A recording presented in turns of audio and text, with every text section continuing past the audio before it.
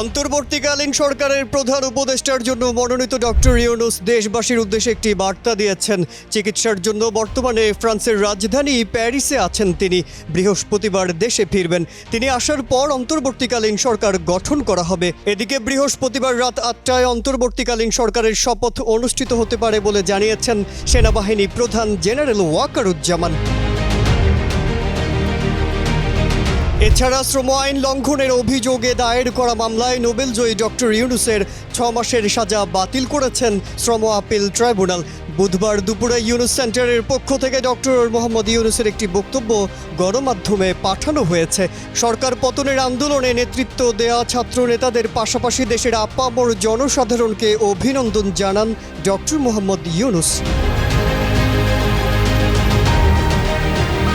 তিনি জানান, আমি সাহসী ছাত্রদের অভিনন্দন জানাই, যারা আমাদের দ্বিতীয় বিজয় দিবসকে বাস্তবে রূপ দিতে নেতৃত্ব দিয়েছেন, এবং অভিনন্দন জানাই দেশের আপামর জনসাধারণকে, যারা ছাত্রদের এই আন্দোলনে পূর্ণ সমর্থন দিয়েছেন। নতুন এই বিজয়ের সর্বোত্তম সদ্ব্যবহার নিশ্চিতে সবাইকে এগিয়ে আসার আহ্বান জানিয়ে শান্তিতে নোবেল বিজয়ী ইউনূস জানান, আমাদের কোনো প্রকার ভুলের কারণে আমাদের এই বিজয় যেন হাতছাড়া হয়ে না যায়। আমি সবাইকে বর্তমান পরিস্থিতিতে শান্ত থাকতে এবং সব ধরনের সহিংসতা এবং স্থাবর ও অস্থাবর সম্পদ বিনষ্ট করা থেকে বিরত থাকতে আহ্বান জানাচ্ছি।